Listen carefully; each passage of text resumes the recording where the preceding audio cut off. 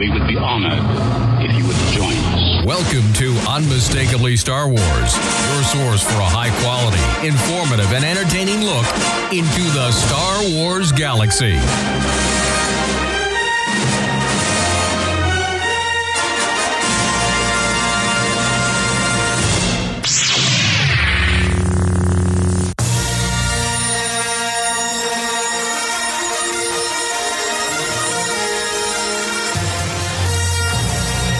So here we go. Here it is. Episode 53, which I guess means...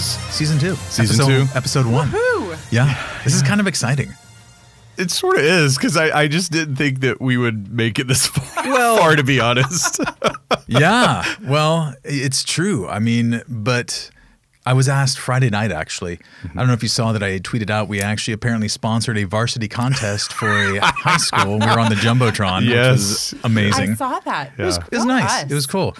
But one of the people in the press box actually asked me, like, not only how things were going, but like, did your family approve of this? Really? Yeah. We need to talk off air about this one. That's fascinating. Well, I thought it was funny because I said, well, actually, not only does my wife approve of it, but this was like, she knew it was time for the midlife crisis. Yes. And she said, you know, you're not getting a motorcycle. You're not getting a convertible. Yeah. You're not going to get an affair. Podcasting crazy So guy. go podcast. Go podcast. Oh, that's great. Well, you know, like... Always practical, that one. That's true. That's right. Like That's her. right. Smart. My wife, same thing. Yeah. Just sure. Podcasting. Yeah. We know where you're at. That's fine. That's fine. Wait a minute. Does that mean this is my midlife crisis? Sure. Welcome. Why not? Join us. You're a little too young to have that, though. Well, maybe not. Maybe it's not so much the years as the miles I'm putting. Wow. Oh, Indiana There we Jones go. quote. There we go. Well, so like in honor of, you know, this kind of turning of the clock or the calendar to start year 2, we had a giveaway. And so we wanted to start out this episode of Unmistakably Star Wars with announcing who the winner is. All you had to do is go on iTunes, write a review of 5 stars for us. And so this week, the winner of a R2-D2 vinyl pop, it's the Jabba sail barge. So it's R2 with the drinks. Serving drinks. Yeah, it's Sydney Bell. Sydney Bell. Sydney Bell is our winner. So All right, Sydney, congratulations. we'll get in touch with you, and we'll send that out in the mail to you right away. So and we'll have some more giveaways in the coming weeks. Why not? Why not? Why not? So welcome to Unmistakably Star Wars. I'm Jeremy. It is so good to have you joining us. As always, I'm joined by Devin. Greetings, Tauntauns. And Rebekah. Hey, guys.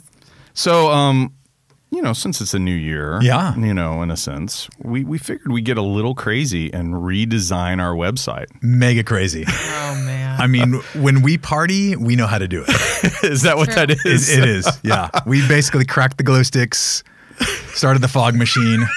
There's a little USW rave going on. Yeah. So, hey, huge thanks to one of our staff members, Tyler Sharp, who did the big redesign. It's I like it a lot better than what we had. I didn't hate what we had, but I think this is a lot more as we start. Functional.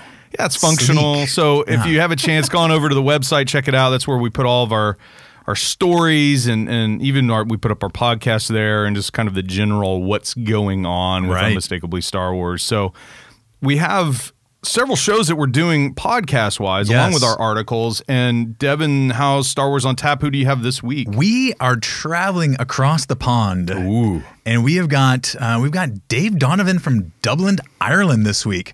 All right. And it's exciting.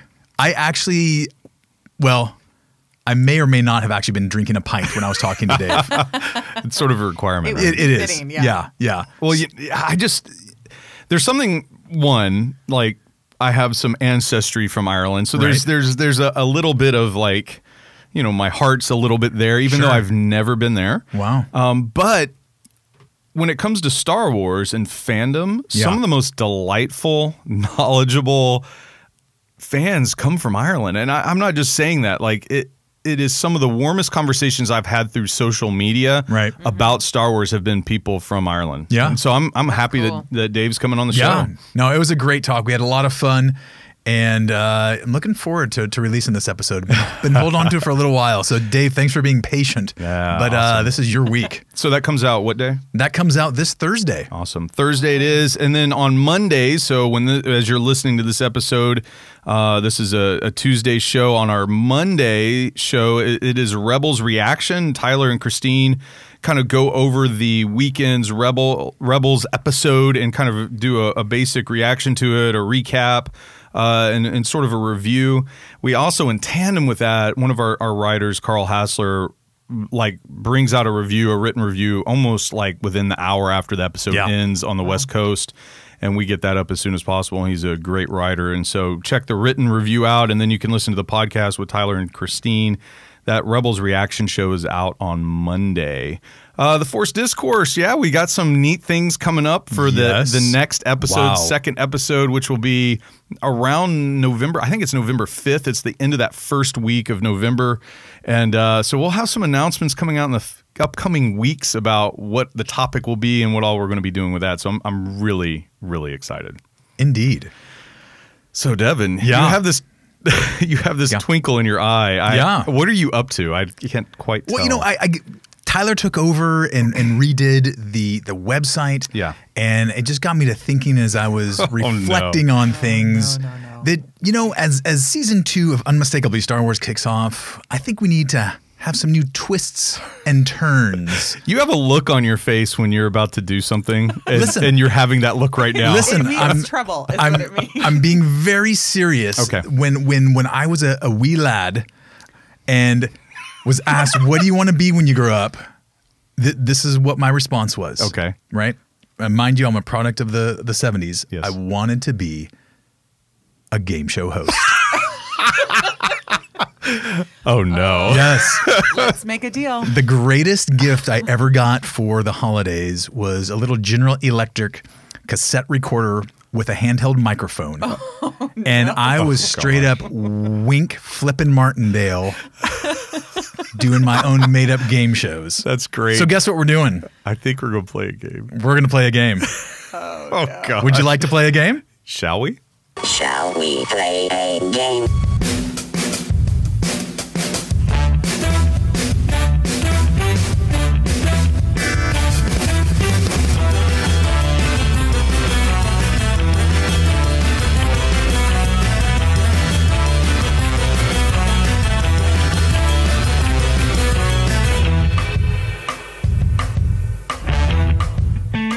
All right, welcome to Blastpoints, the game that's sweeping through the galaxy. I'm kind of one nervous. podcast at a time. You should be. My hands are sweating. Yeah, wow. We do have lovely prizes at the end, though. Oh. I know, it's good. Wow. So here's the deal. Blastpoints is the name of our game. I'm going to ask a total of 5 questions or statements, right? Each of you will have up to 30 seconds to respond. By the way, for the listeners, Jeremy and Rebekah have no idea what I'm going to ask. They have not been prepped on this whatsoever. Best response for each question or prompt gets the point. Most points at the end wins. All right? Okay. All right.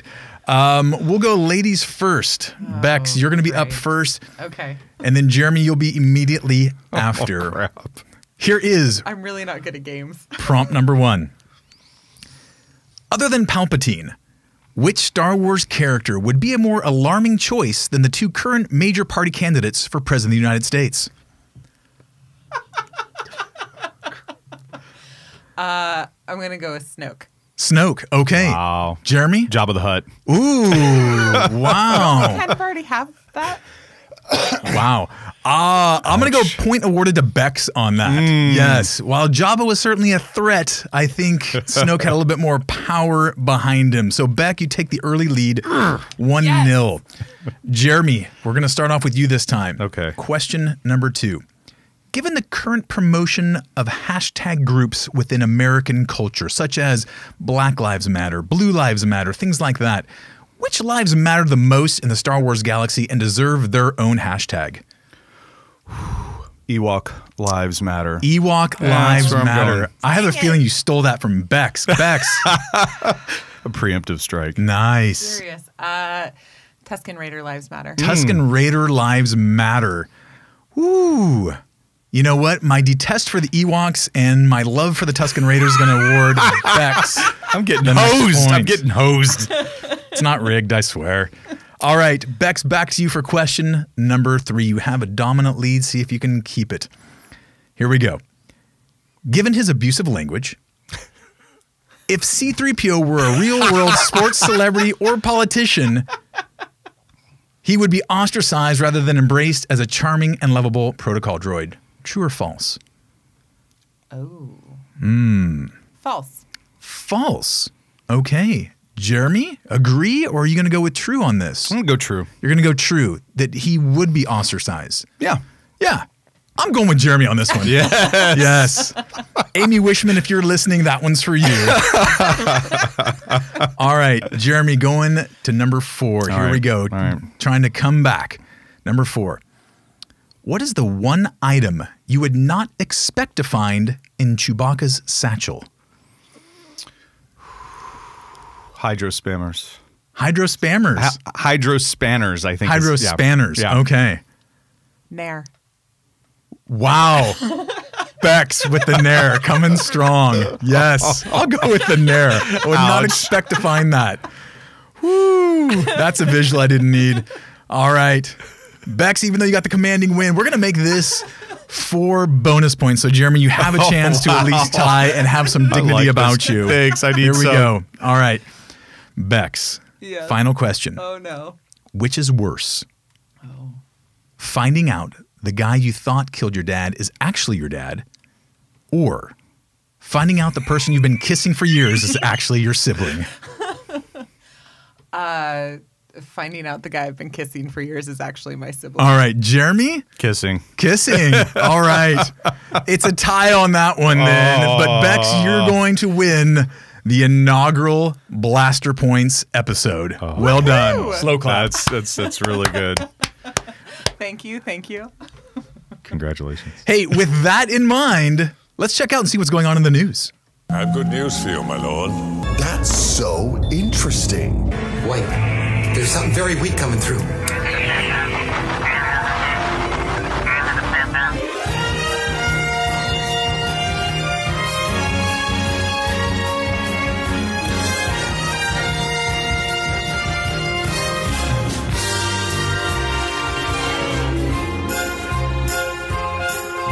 So I think one of the things we need to do every time we do a podcast, other than doing Blastpoints game show, we need to talk about what Ewan McGregor's saying about Obi-Wan. It seems like we get something about Obi-Wan every week when it comes to the films. And so before we get to his comments... This is now the Unmistakably Ewan podcast. It is. I mean, we're huge fans, right. but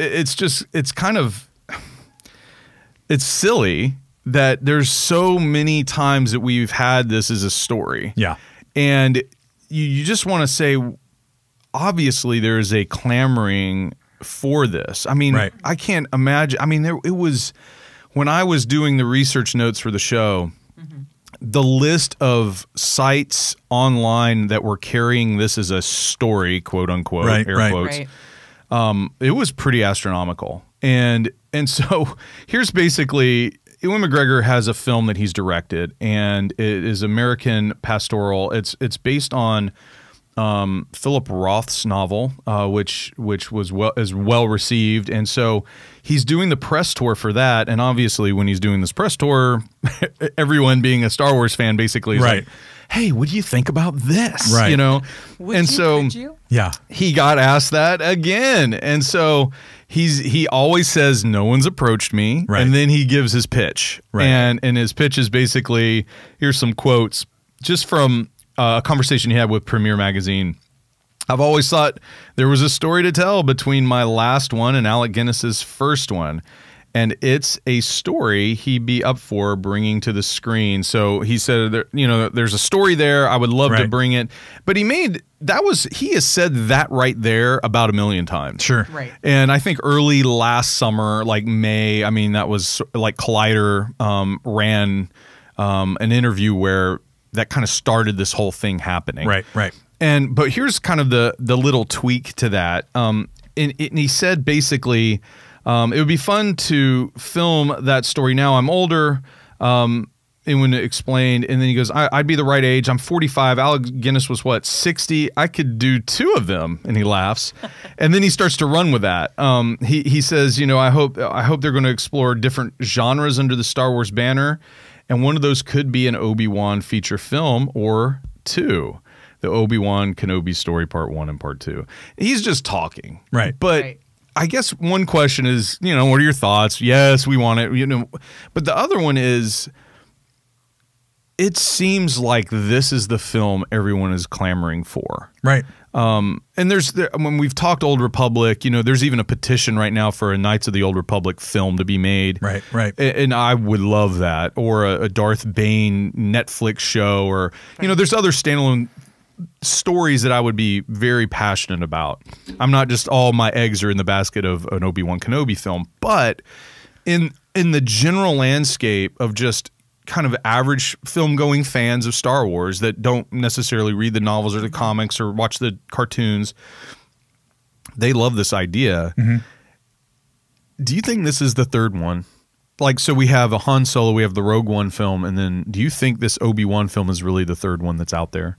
So I don't know, but frankly, it's interesting to me that Disney has, you know, announced Han Solo, and we went through the process of who's it going to be to portray the character, and now we're in the process of who's going to be the female lead and all that.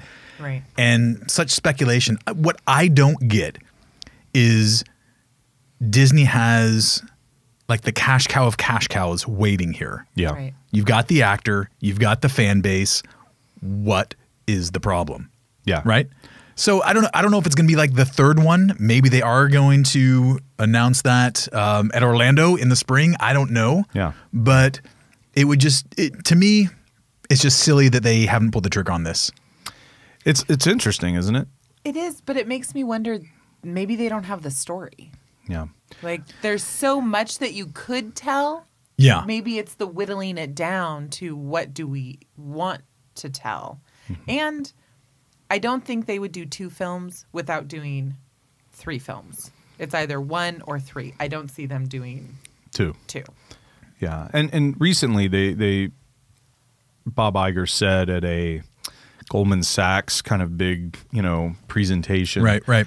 He said that there's a screenwriter at work on whatever this third film is. Yeah. Hard at work. Now, we knew at one point, and for those of you, and many of you listening, you know this whole storyline, and I don't want to belabor this, but we had Josh Trank that was going to like be a part of a film at, you know, it was going to be announced and all that stuff. And at Star Wars Celebration Anaheim in 2015. Right.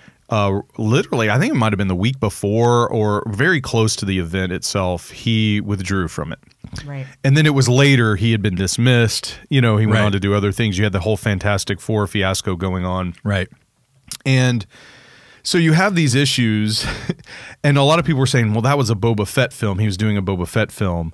And who knows? I mean, there's just rampant speculation. Here's one of my thoughts. If it is an Obi-Wan, I wonder if the Boba Fett film was what they were going to go forward with Josh Trank.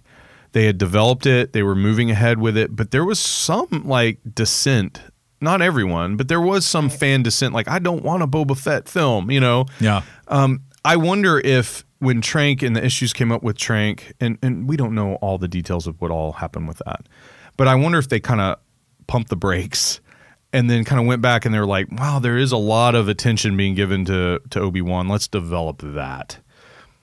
It's wishful thinking. We've had these conversations before, but I think you're right. I think we're going to know something probably in Orlando what the next standalone film is. I think we're going to know of 2 standalone films at a time in development.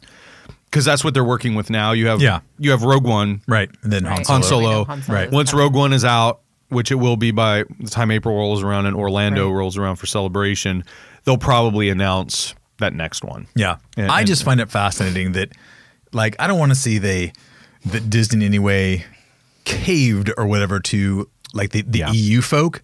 Yeah. But I think that they gave like a tip of the cap to the EU folk, right? With bringing in Thrawn into Rebels and things like that. And so to me, it's if the powers that be have their ear to the ground at all, they would be absolutely foolish not to do something Obi-Wan related. Yeah. Yeah. I mean, well, and what is Disney's MO right now with Star Wars? It's been kind of like base hits, like certain situations where they can get on base. Right. The Force Awakens, people, the criticism is like, well, it's A New Hope all over again, man. Right. And that's their criticism. I didn't mind that. Yeah.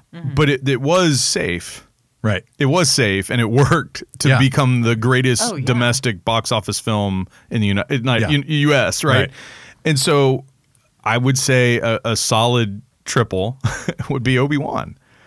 And we're going to talk later in the show about Rogue One and the trailer and what Rogue One might be. Rogue One actually feels a little more risky, but we'll see. It's going to be so much fun to find out what this third film is, and I think it's going to tell us a lot about what Lucasfilm's going to want to do. What type of risks are they willing to take? Is this first phase just laying a foundation? Like, here's these familiar characters and events and timeline that you guys will be comfortable with. Right. And we'll just build that foundation. And then when that second tier of 3 standalone films come out, that's when they'll start taking like a springboard. Yeah. They'll start taking the risks then. We'll maybe go to the Old Republic era or, whatever. Or even some of the new characters that they've introduced in Rebels and absolutely. Clone Wars and the spin-off. And a year ago I would say, no, they're not going to have a character in animation or a character in comics, but Saw Gerrera changed that when he showed up as a character in Rogue One. I was like, okay, this is it didn't seem like that in the moment for a lot of people, but to me it was like, this is kind of a big deal that they're doing this. They're making a character. We're tightening the loop on a lot of the different properties. Yeah. And so speaking of like these other properties, other mediums of Star Wars that we can engage, that galaxy. Darth Vader ended its run of 25 issues. The 25th issue just came out. It was incredible for me as a comic book reader, but I'm curious, what did you guys think about Darth Vader 25? I liked the overall story. I think it brought some of the storylines and story arcs to a close. I was kind of fascinated by one of the last images that we see, which is Vader looking out into space, and then we have this Force vision type thing going on with he and Luke, and I found that very intriguing. And I might be over analyzing, but for me there was part of it that kind of had echoes of Michelangelo's creation of Adam. Yeah, it did. Totally. Really did. I mean, Rebekah, what'd you think? Yeah, well, I actually read the comic to my son for his bedtime story. Nice.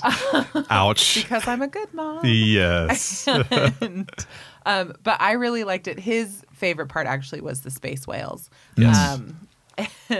But I thought it was really well done. I've really enjoyed the Darth Vader series. I thought it was really well done.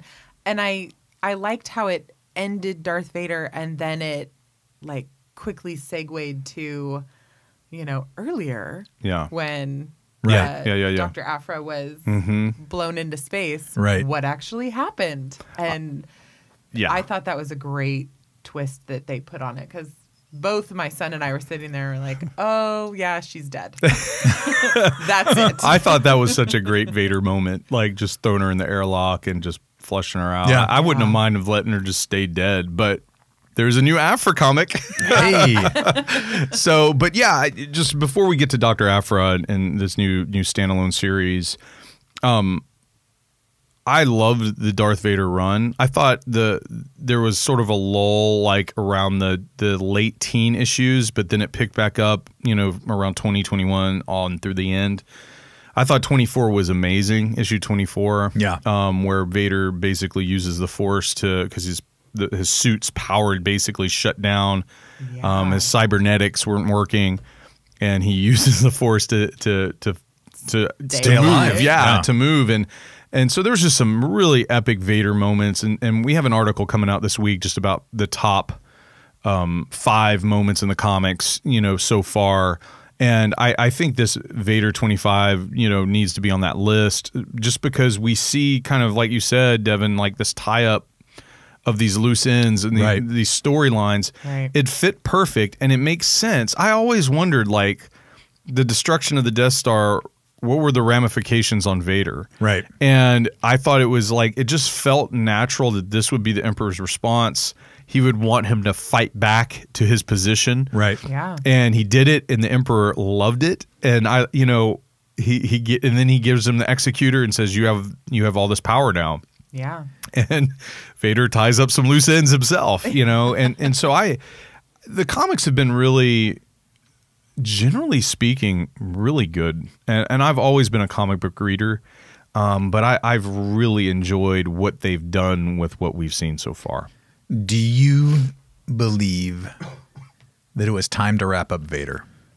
Yeah, I think it's a really good call. And I don't mind these like little mini-series, like, 4 or 5 issue stories like the Lando one. Yeah. Kind of like snapshots of these different characters in different time periods.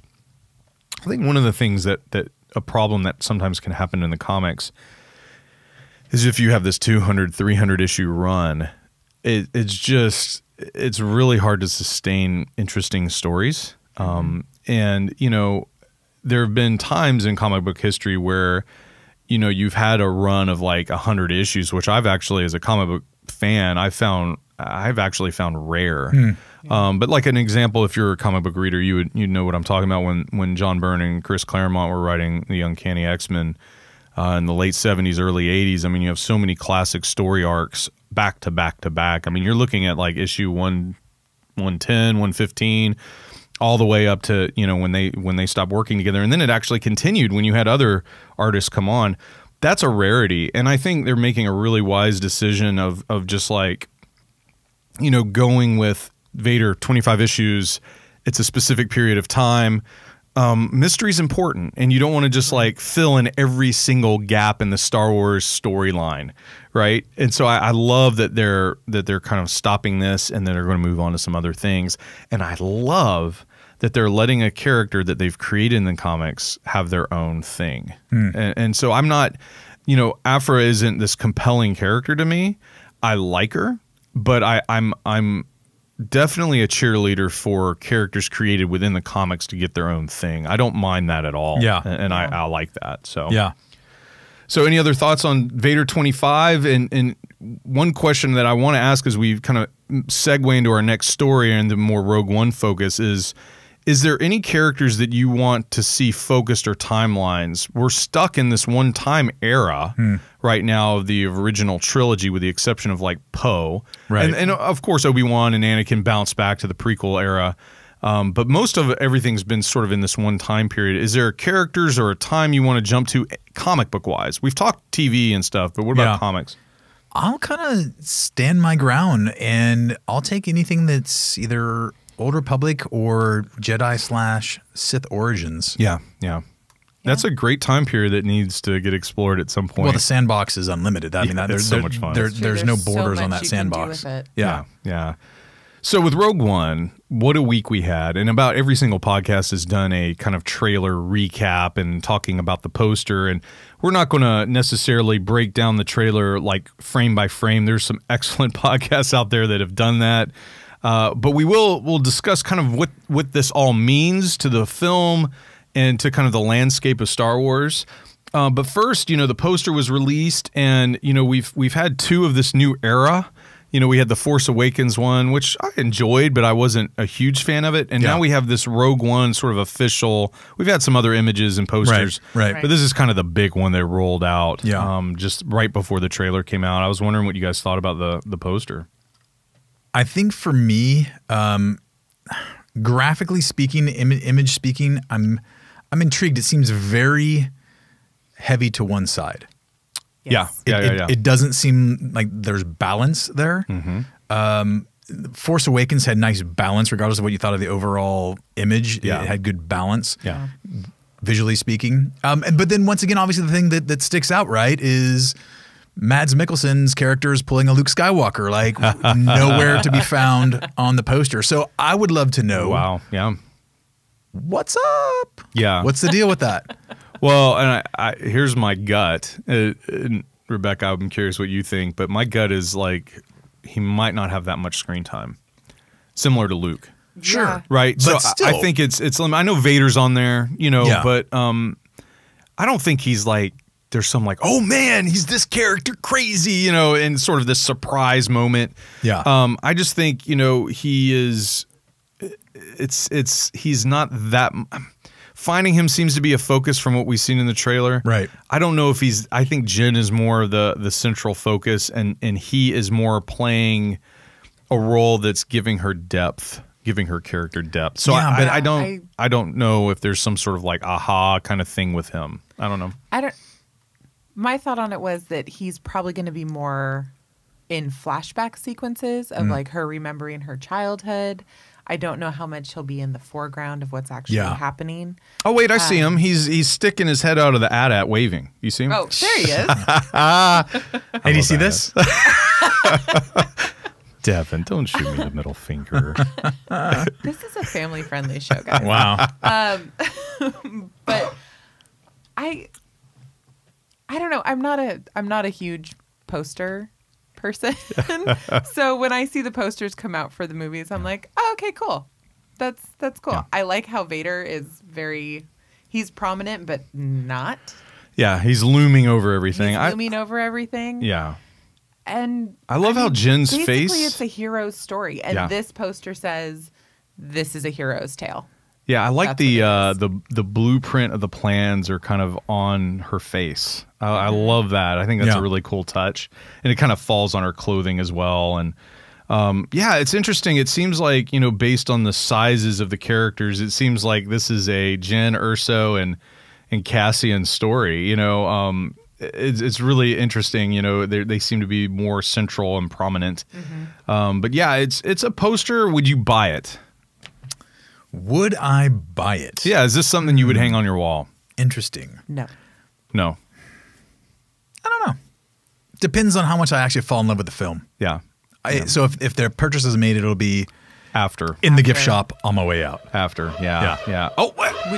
Do you hear that noise? I hear it. Oh, it's time for Death Star Facts!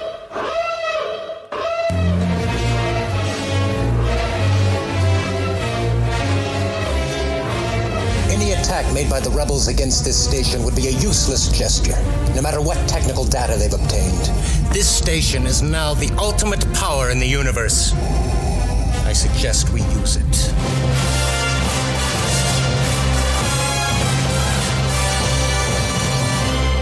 This is Death Star Facts. In the lead up to Rogue One, we have dusted off the old Death Star technical companion from West End Games to share with you some wonderful tidbits about the battle station we love to watch explode. So guess what I got for you guys this week? Tell us, Jeremy. The Emperor's throne room. Ooh. Yes, yes. So let me break down the throne room. Now, this is Death Star 1 throne room that I'm sure they just sort of replicated for Death Star 2. You don't know that. I don't. All right, so here we go. Throne room. While many believe that the Imperial throne room constructed aboard the Death Star was merely a figurative gesture to appease the Emperor, it was, in fact, a fully functional command center. Whoa. I know. Tell me more. I am. The Emperor could control, monitor, and communicate with all areas of the battle station from his throne. Creepy. Effectively wielding the ultimate weapon as his own will dictates. Now, I use my iPhone when I'm on the throne here, but I think he can control more than I can. I know. Yeah. That's such a great deal, man. Yeah. The throne responded only to the Emperor's commands, however, using technologies tuned to his particular physical and mental patterns. Wow. The throne could not have been wielded by anyone but the Emperor. They really want to drive that point home, don't they? Yeah, the throne room was built high within an exterior tower, providing a spectacular view of space and the obliterated planets beyond. This tower was heavily shielded, more so than any other portion of the battle station, and the hull around it had been doubly reinforced to protect against incoming artillery. It was virtually impenetrable from the outside. Virtually. Yes. Royal living quarters were below the throne room, as well as quarters for the Emperor's personal bodyguards and his advisors. Within the armored sphere, just below the tower, was an emergency throne room in case the tower ever suffered structural damage. He had a backup freaking throne room. It's like a panic room. Yeah, exactly. Corridors leading to the throne room and royal apartments were loaded with traps and security measures to deter any unwanted visitors. For example, anyone approaching the corridor leading to the restricted turbo lift had to punch in an identifying code before entering the trap-filled passageway. So they have to do that code, get in. Those who failed to identify themselves properly were subjugated to a maze of laser bolts. Wow. And a repulsor shield. If the throne room and royal apartment were unoccupied, 4 squads of stormtroopers partied it up. No, they guarded it in the Emperor's absence. If the Emperor was present, the stormtroopers were replaced by 4 squads of the Imperial Royal Guard. Wow. Thoughts on the throne room? Someone went to a lot of trouble to write that description. Isn't that epic? Yeah. That is like, that is so epic. It's so wonderful. Wow. It kind of makes me feel like the Emperor was really paranoid. Like had to wall himself in. Yeah, yeah. He is definitely in the novels, like the canon novels. There's this isolation going on with Palpatine. I think even in Tarkin, there's some talk about no one's really seeing him much except people really close to him, like Tarkin or Vader. And so I love that kind of like paranoia and this kind of, he's this reclusive kind of figure. Yeah. I love it. I love just, we talk, you know, on the Force Discourse, our focus was Palpatine. Yeah. And I just love little things about him because he's so fun to just like pick at and examine. And he's a maze of laser bolts and a repulsor shield. You know what it reminds me of? Have either of you ever been to the Winchester Mystery House Yes. in San Jose? Yes. Where it's like No, I haven't. Staircases lead to nowhere. Staircases leading to Oh, nowhere. I've heard about it. Yeah, This woman's husband died and she built this crazy mansion. Yeah. What's the name of it again? The Winchester Mystery House. Yeah. Okay. And it's staircases that lead to nowhere, rooms with trap doors that if you stand in the wrong place, the floor falls out from under you. Oh, awesome. Like you can go through doors, but the moment you close the door, there's no doorknob and it's just a wall and all of these like weird, creepy. So can you go like things. tour this place? Oh, yeah. Oh yeah. They do midnight tours. They do daytime tours too, but if you really want to scare yourself, you go at midnight. Wow. But that's what this reminds me of, that level of like paranoia and like trying to keep people from getting to you unless it's the select few that you allow. And, like, good times. And the fact that he can monitor everything.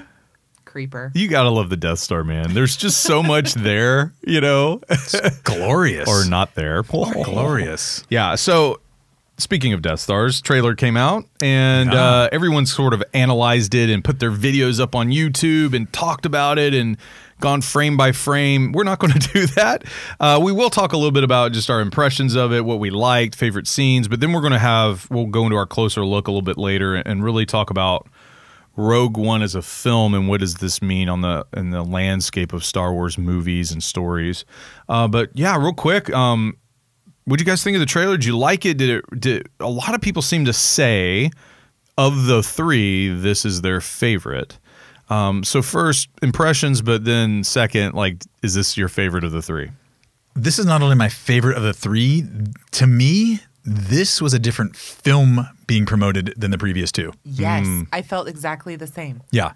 I think this is the one that has evidence of what we've been told, that this is going to be a gritty war film.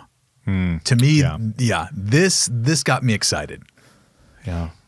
I agree. And I also think this one went much more into the backstory of Jyn and like everything that's going on with her, with the flashbacks of her being a child. And for me as a parent and a mother, I connected with that more than the last 2 trailers I've seen, where I'm like, okay, this looks like a fun movie and I'm excited. But this was the first one where when I watched it, I was like, holy smokes, I have to see this. You know now. Something interesting that happened. As I started off class this past week, and for those of you who don't know, I teach high school, and so as we start off, I'm like, hey, new trailer, and they were like, let's watch it. So first 2 minutes of class, we watched the trailer, and I had not just one time but multiple times the girls in my class, my students, would say, I love that this female hero is older. And I even had one seem like one student said, I like it that it's a woman and not a girl. I felt like Rey was a girl and she was too close to my age. A senior said this, and she was like, I like that this is a woman. Like, it feels like she knows who she is. There's no like, and we've even commented on that. I didn't even lead this kid along. She's not that big of a fan of Star Wars, but she made that comment, and it seemed compelling to my students that were not big fans. They were like, oh, that looks cool, you know, and there was just really some interesting comments made about it. I think I agree, and I wonder what the reshoots had to do with this sort of change. I mean, there was definitely nostalgia with that first trailer, you know, with the Death Star siren noise that we hear even when we do Death Star facts, you know, and there were just a lot of callbacks to things that felt nostalgic to us. Right. But now that stuff is wearing off. We kind of know what Rogue One is. This really kind of set it as something unique.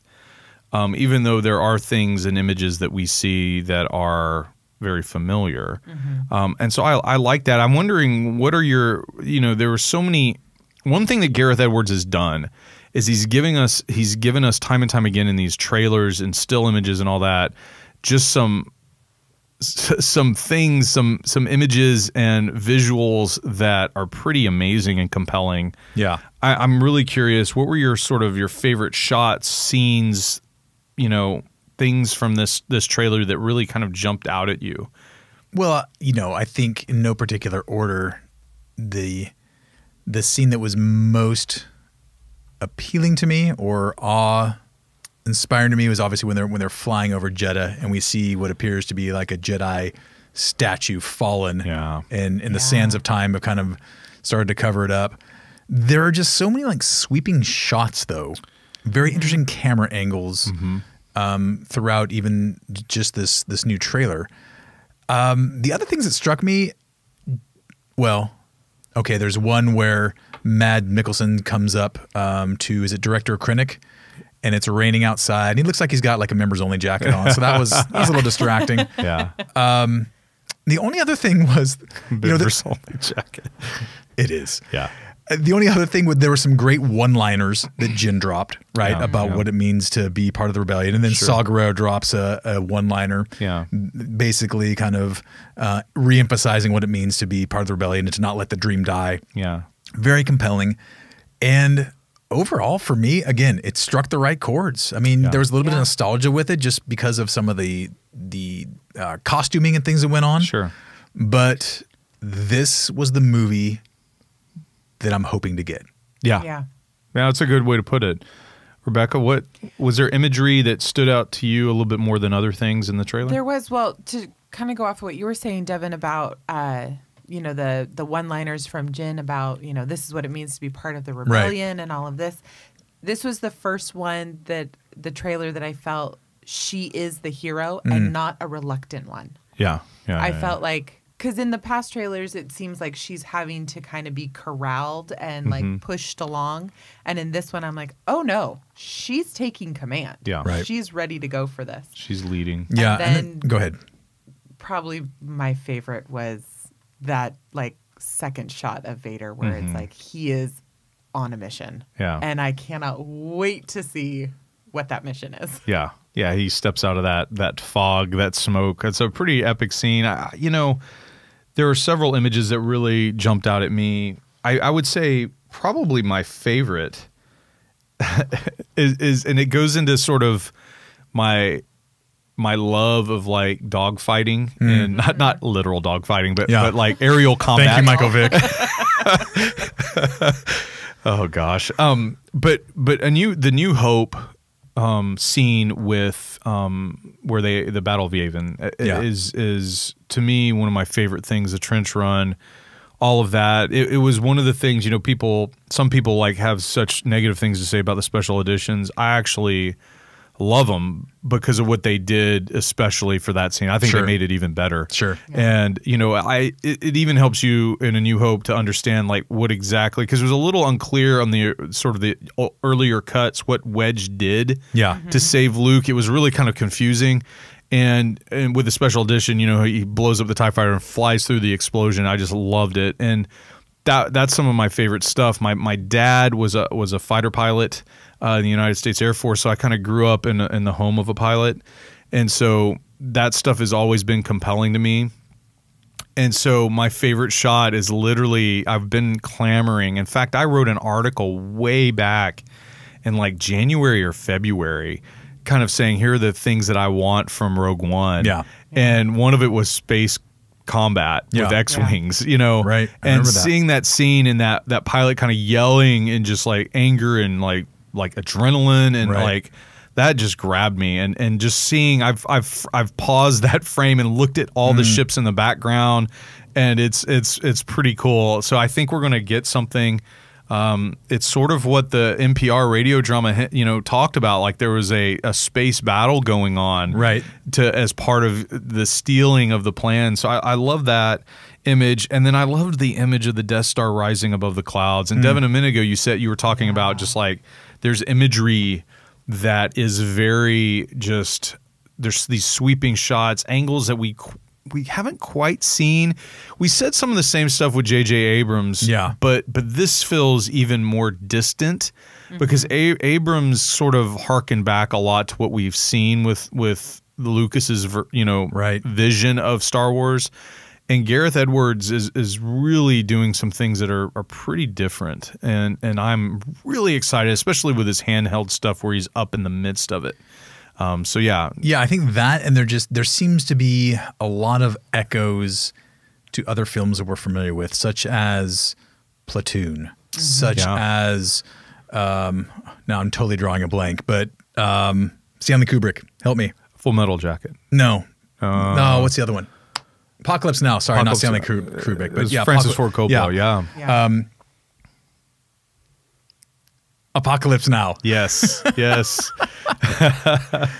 And you know, you're talking about dogfights and stuff, and at 1:50 in the trailer, we have this very brief scene where we're kind of looking up from ground troops. Yeah. But we've got kind of in this canyon, we've got some Y-wings and some X-wings coming in and wrecking shop. And we actually talked about this last week. I'm so curious, and it would just kind of be like mini dream come true. But if the Y-wings we see here are the ones that just got hijacked in Star Wars Rebels, for the use of the Rebellion, I would imagine they are, because in that Rebels episode, they say that the Y-wings are going to General Dodonna's like section. So and we see him actually in the trailer at that big table. And so I think it is those Y-wings. And this is, again, it's speaking to kind of like what the story group's doing, what Lucasfilm's doing, what they're connecting all these different mediums, whether it's animation, novels, or film, and they're kind of blending them together, and that's what's making this ride so much fun. I agree that whole sequence was amazing, and one of the things that the trailer helped me do is it helped me to start to figure out the kind of how the story will go. And so here's what I'm thinking, and I would love, for those of you listening, I would love to hear your feedback on Twitter at Unmistakably SW on how you think the story will play out. But it seems like it starts on Jeddah. Something happens, and one of the things I picked up on the trailer is that we see her in the prison cell, and then they break her out. Yeah. The prison cell that we see her in first is different from where she gets broken out of. Those are two different locations. So I wonder if she's on a ship or something. So I think it starts out on Jeddah. She gets broken out at some point, but Jeddah is sort of like, maybe she goes to the base on Yavin 4 and then goes back to Jeddah. But it seems like it's Jeddah, and then it goes this planet that's raining. So it goes there. It's Yeadu, I think, is the name of it. Eadu, I think, is how it's spelled. And then it seems to go to Scarif.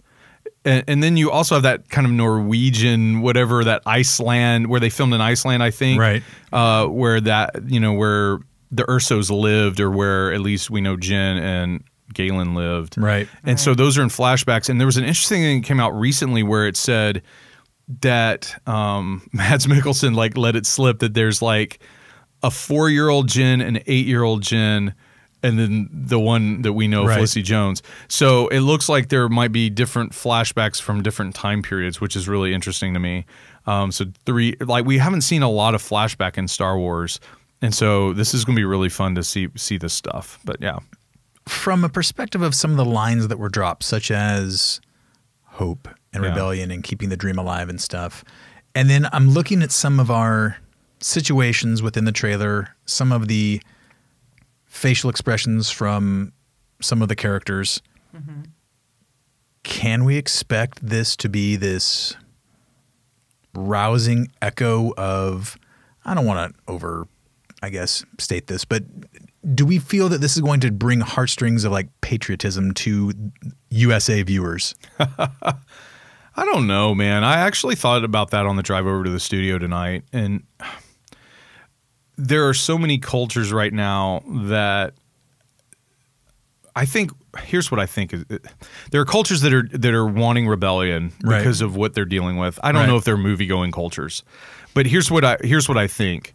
I think young people are really going to love this. Yeah, because so many young people like the ideas of rebelling, of trying to get at something better. And I'm not saying even rebellion. I think sometimes we can think of rebellion in a negative way, and we're actually sort of getting into our closer look segment now.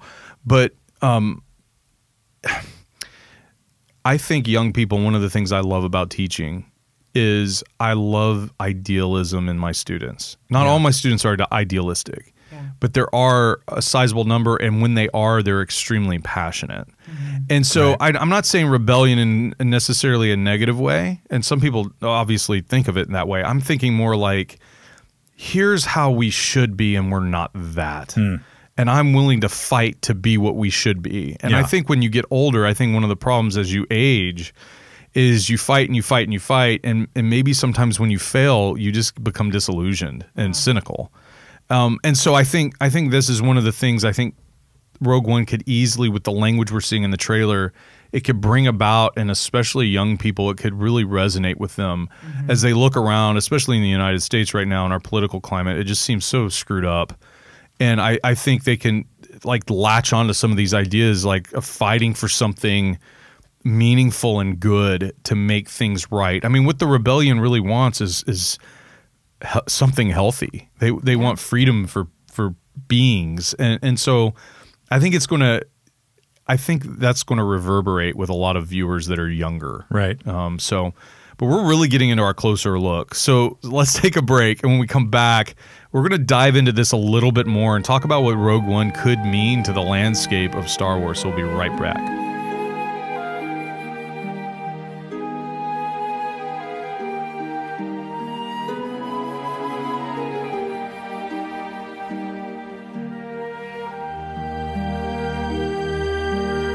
And now back to Unmistakably Star Wars.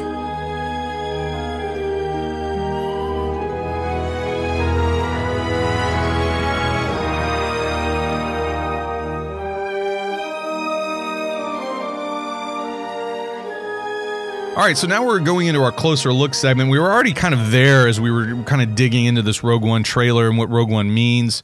But before we get there, last week's closer look segment was all about Luke Skywalker, the Jedi, and Devin, I really enjoyed that conversation. There was even more to be had as we were ending the episode. We were like, no, there needs to be, we need to talk more. Yes. And one of the questions we ended up with was, should Luke Skywalker bring an end to the Jedi? We were talking a lot about the Jedi's pride at the end of the Clone Wars, that was part of their downfall. We kind of took a step back and look at what the Jedi were and what they were about and how they sort of lost their way. And then the question came up, well, should Luke just bring it into them and sort of start over? We put this up as a poll question, and it was fascinating to see the numbers. Here's what you listeners said, is about 73% of you said no, Luke should not bring it into the Jedi, and then 27% said yes. And so that's kind of where we ended it. We didn't necessarily, I think earlier on in our conversation, Devin, I was like, yeah, like blow it up.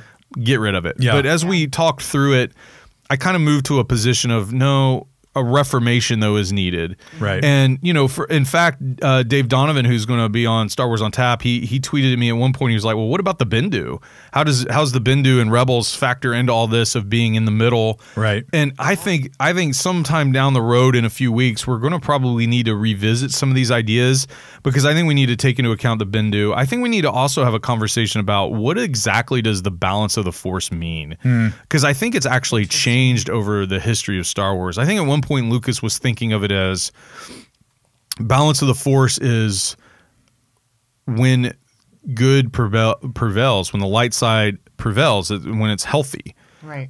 But I think now it seems to be more of, no, you need this balance, almost yin and yang kind of concept where you have light and dark equally present. And so I think we need to even have a conversation about that later. But that was the poll question, and we haven't forgot about this conversation. We'll actually come back to it in a few weeks and revisit the Jedi where they're at, and maybe just have a little segment on kind of unpacking that further. But I wanted to go back to Rogue One, and I wanted to kind of go back to what we were talking about. And I guess here's the big push for the closer look tonight is Rogue One, with this last trailer, with what we're seeing, it seems to be a game changer for Star Wars. Some people would say, no, you're crazy. It's just the same. It's nostalgia that's fueling this box office kind of movement. People are going to go see it because they're feeling nostalgic. And as I watch all this promotional material, I'm kind of getting to the point where I'm like, yeah, there's some imagery and things that we've seen, but this is different. There's enough different that I think this might change the landscape of Star Wars. And when, you know, Star Wars historians are looking back on this 20 years from now, they might point to the Rogue One release as sort of a key moment in the Star Wars storytelling. So I think that's our underpinning kind of thought. Yeah. So let's just sort of dive in. What do you think is making Rogue One unique, or do you completely disagree with my premise? And maybe we should think about this in a totally different way. Well, I think if we're defining game changer as something with the franchise tag on it that has echoes of being familiar but very different in its approach, then I would say yes, it's a game changer. Yeah. Like, again, so if the movie that we're going to get come December 16th of this year is going to mirror what we just saw in this last trailer, that's going to be a game changer. If we see a band of rebels who's are no longer these faceless, nameless people that we saw, you know, when in episode 4, when the stormtroopers barge on to Princess Leia's ship, just get blown up by stormtroopers, but these are people that we start to care about, and none of them make it out of this mission, or one of them makes it out of this mission. That's going to be a game changer. Because yes, I get we lost Han Solo in episode 7, but we're not used to losing people in mass. Right? We had Kenobi, we had Yoda, we had Vader, we had Solo, but not in mass. And so I think if we're going to go from a gritty war film that is a tragedy of sorts, I think that could be a game changer. Yeah. Well, I think if we're going to get the gritty war film, we have to lose people in Yeah, mass. agreed. Otherwise, it really will just fall in line with the rest of Star Wars. And not that that is bad per se. Right. But if they are trying to make this unique and a standalone, then it's going to have those undertones. And we were talking earlier before the break about, you know, will it kind of rise up this patriotism in the younger generations, and thinking about this as a war film and rising up the younger generations. My brother is in the Army, and I think the younger generations have a disillusioned look at what war is like.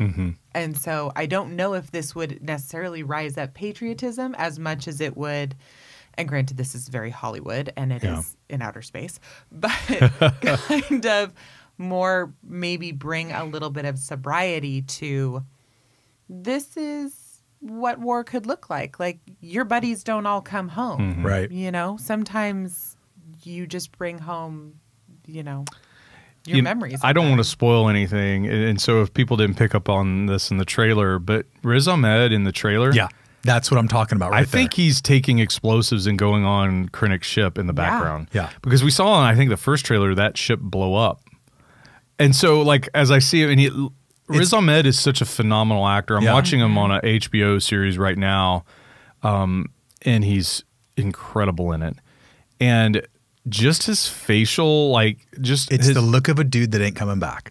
It really is. Like he's making a decision in that moment. That's how good of an actor he is. Yeah. And it's almost like he's like making the decision to go end it. Yeah. And I'm just like, what? When I saw that in the trailer, I'm like, that's the look of a guy that's like done. Yeah. Like, but it's in a way that he's making this decision of I was this one person. Right. And I'm leaving that person. I'm going to be, I mean, it was that amazing. Yeah. In like tenths of a second, you know? Yeah. And that's the other thing. Rogue One has assembled some amazing acting talent. Right. And where you had John Boyega and you had Daisy Ridley, like they were fresh, new, talented actors. I'm not taking anything away from them. But with this cast, man, there are some veteran, Oscar-winning, Oscar-nominated actors and actresses that are in any film. They make mediocre films good.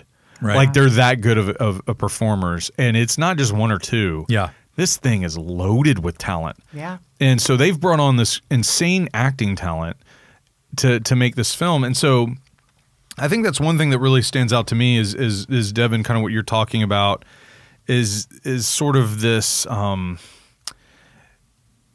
the loss of life. What will that do in a Star Wars story? Or, you know, this is a story. I think also we're getting into this idea of you have these new characters that have no connection to kind of the Skywalkers. You know what I mean? Right. This is outside of that Skywalker saga. And one of the things, the reason why I want to pose this kind of concept of, is this a game changer, is if this thing's successful and you're telling the story of characters that are not connected to or a Skywalker, I think it's going to give some freedom to make other stories like this. So we got Han Solo, we got Obi-Wan, but I'm saying we got Obi-Wan. Yeah, but you see where my heart is. Yeah. But you know, or Boba Fett. Like, I wonder if we're going to start getting stories. If Rogue One is successful, I think it's going to greenlight stories down the road that are not just about the people we know, and it's going to be about other things where we might see a character kind of flow in and out that we were familiar with. But I mean, Jyn Erso wasn't a character until this thing got developed. Right. Yeah. So, yeah. And I think that regardless if this goes from, you know, like a patriotism standpoint, I want to, I guess, dovetail Jeremy on what you said. I think regardless of where you're viewing this geographically or your political views or whatever else, I think that there's something very beautiful about having a very sober understanding of the sacrifice that has to happen for freedom to take place. Right. yeah. And freedom is a very subjective term that looks different for everybody depending on where you're living at geographically, right? Yeah. But I think that there's something that will resonate with people, and nostalgia has very little to do with it. Yeah. Right. Well, and isn't that interesting where musically in this trailer, there were some hints at the John Williams score, but it was very different music. Yeah. I mean, it almost felt like Marvel movie trailer music. Yeah. You know, and that felt like a little bit of a departure, you know, because everything we've gotten before this has been Star Wars centric music. Right. Right. You know, I mean, think about the nostalgic feelings you had when the Millennium Falcon was flying on Jakku amongst the graveyard of ships. Oh man. Yeah. And it was the Leia theme, I think. Yeah. You know, a very Empire Strikes Back theme played on nostalgia. I mean, I was like, you know, welling up with emotion when I saw that. Yeah. This is different. I think in some ways, for many, especially young fans, this might be the film that they're nostalgic about one day. You know, it's such a departure from what we've seen. It's going to, obviously they're calling them standalone films. It might end up standing alone in a really good and healthy way for Star Wars and Star Wars storytelling. Let's hope. Yeah, let's hope. I also, you know, I think this is also going to broaden sort of the lore of Star Wars. And in other words, like we're going to get characters and storylines and lines of dialogue kind of thrown out there that people are going to latch on and go, oh, I wonder what that means, or I wonder what that's about. All Star Wars stories do that. Right. But I think because this one is sort of this separation from the main saga, I think we're gonna start to see this kind of expanding of the lore that we've really only gotten in the novels and the comics really up until this point. And this is exciting stuff for me. So I think that's one of the other areas that we're seeing some change. And then here's the other one, and you guys have been talking about this. I wonder if this is going to change some of the rules that we have set up for Star Wars. So in other words, we have a story structure, we have the hero's journey that plays out, we have all these things that are very Star Wars-like. And in fact, they go into all sorts of film. Right. Different films, different genres. Right. One, this is sort of a different genre. Two, are they going to deviate from that typical Star Wars formula to a point where if this is a successful film, is it going to now give the freedom to make other stories? You know, are we going to see a political thriller? Are we going to see, you know, let's hope. I think this is what I think. If this is successful, that's why it's going to be a game changer, because it's going to open the floodgates for other types of stories. It might not happen immediately, but money talks, and if it makes box office that's decent, I think it's going to free them up to really tell some stories. I could definitely see that as far as the standalone films go, and the changing up of the hero's arc, and you know, the different types of stories that we see. But as far as the main saga, I don't think it would affect that. Yeah, I think it would just open it up for, because when it comes down to Star Wars, we want Star Wars. Yeah. But with these standalone films, I feel like Rogue One is, when it is successful, it is going to give the okay for, you know, to be able to change it a little bit more outside of the saga. Now, I wanted to ask this, and it kind of goes along with this, but because it is a standalone, but timeline-wise, it still falls within the saga. Will you watch it in order? So in other words, 1, sitting 2, down. 3, Rogue One, 4, 5, 6, 7, 8, 9. Over and over again. Well, I think it'll be like 3.5, and then go. Plus you got to fit in Rebels and Clone Wars animated series. So isn't it interesting that we're getting a story where it could aid the meaning behind A New Hope. I mean, can you imagine, like, they're looking at the plans and there's a moment where they're like, damn, we see the weakness. Yeah. Or like there's this weakness, but it's going to take a hell of a pilot to get through there. Right. You know, a line like that would be like, oh, we know that pilot. And it happened, you know, there is a hell of a pilot out there, you know. Wait, by the way. But, you know, and this is sort of changing kind of perspective a little bit.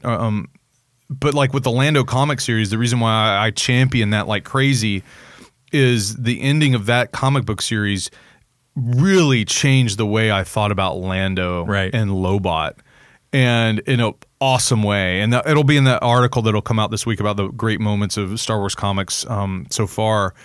And I would assume that Rogue One is going to have moments that affect, especially New Hope, maybe the original trilogy in other areas. Yeah. But I think it's really going to affect A New Hope and how we view it. And I'm very much welcoming to that. I would love to see that, and I can't wait. But here's the question: like, what if this fails? What if this is a failure? I agree with the statement. Like, I don't think it's going to affect like an episode 8, episode 9. Right. I think people are really invested in Rey. I think she's one of the great characters in all of Star Wars.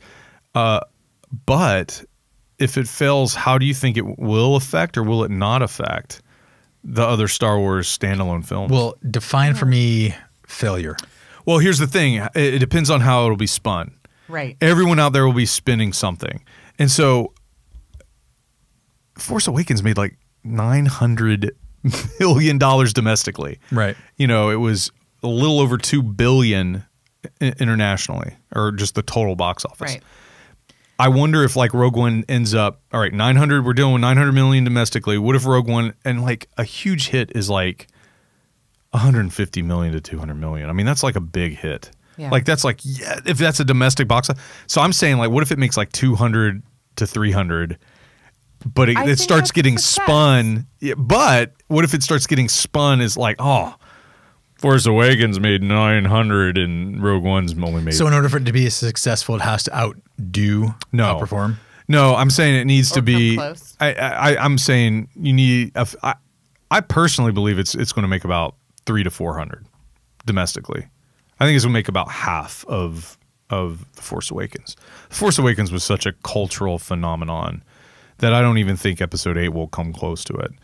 But I wonder how it will be spun if and when it makes substantially less than The Force Awakens.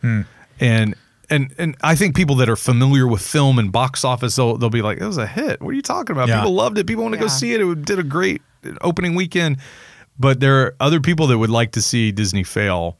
And there's other media conglomerates out there that are going to say things negatively about it.